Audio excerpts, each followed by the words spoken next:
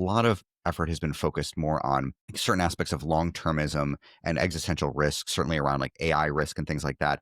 How you think about that that shift and its impact on the movement? Yeah, I think it's had a damaging impact on the movement. The shift itself has been understandable.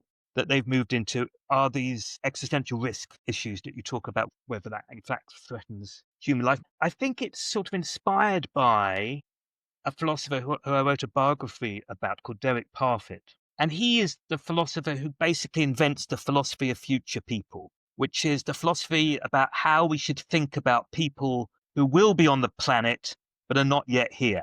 And his basic insight, which I'm sure is correct, is that future interests matter as much as current interests.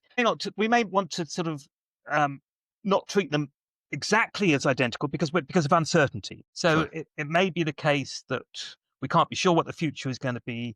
We know what the present is, so we should value a current life more than we value a future life because we don't know whether that future life is going to come into existence. There's all sorts of other aspects of uncertainty that we can't be clear about.